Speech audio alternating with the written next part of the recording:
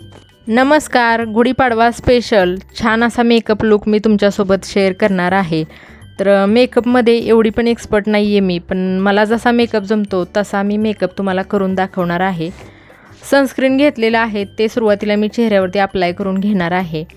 आणि सुरुवातीला चेहरा मी फेसवॉशने क्लीन करून घेतला होता. तर हे सनस्क्रीन मला डॉक्टरांनी रिकमेंड केलेलं आहे. तर 2 वर्ष झालं हे सनस्क्रीन वापरते मी. 2 ते 3 मिनटे सनस्क्रीन सुकल्यानंतर इथे मी पाऊंडची बेबी क्रीम लावणार आहे चेहऱ्यावरती. तर एकदम कमी प्रोडक्टमध्ये हा मेकअप लूक करून दाखवलेला आहे मी. तर लग्न असो किंवा काही सणवार असो तर त्यावेळेस मी असा हा मेकअप पटकन करते. तुम्हाला हा व्हिडिओ कसा वाटला ते सुद्धा मला कमेंटमध्ये नक्की कळवा. आणि जास्तीत जास्त व्हिडिओला लाईक करा, शेअर करा आणि चॅनलवर नवीन असाल तर चॅनेलला सबस्क्राईब करा. तर हे प्रोडक्ट आहे माझ्याकडे पावडर फाउंडेशन आहे. तर हे लावल्यानंतर चेहऱ्याला छान ग्लो येतो, मेकअप छान सेट झालेला दिसतो.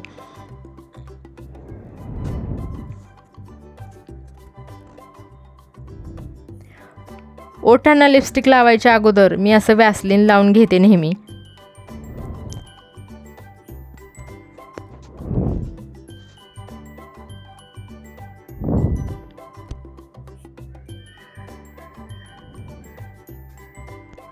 लिप पेन्सिल घेतलेली आहे तर ओठांना शेप देऊन घेणार आहे.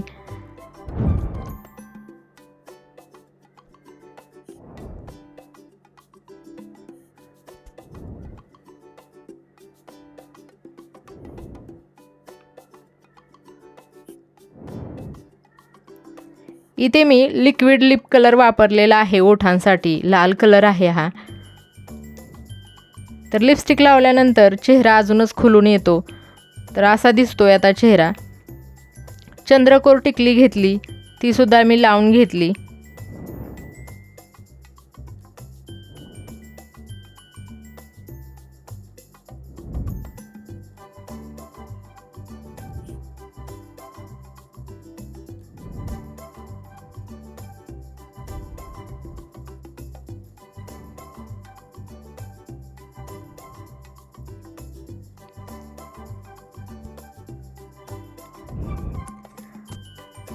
आणि गुढीपाडव्या दिवशी प्रत्येक गृहिणी ही खूपच बिझी असते. तर तिच्यासाठी हा असा साधा सोप्पा मेकअप त्या नक्कीच करू शकतात.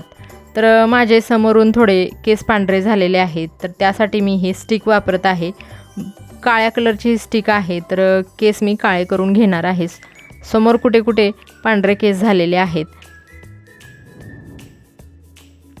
आणि थोडेसे केस मी असे एकाच साईडला विंचरून घेतलेले आहेत आणि बाकीचे केस ते मागेच वळवलेले आहेत. आणि क्लचर लावून साधी सिंपल अशी ही हेअरस्टाईल केलेली आहे. तर असा काही मागून लूक दिसत आहे, पाहताय तुम्ही. सिंदूर स्टिक घेतली, सिंदूर लावून घेतलं.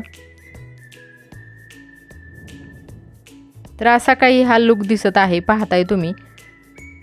व्हिडिओ शेवटपर्यंत पाहिल्याबद्दल थँक्स फॉर वॉचिंग. धन्यवाद.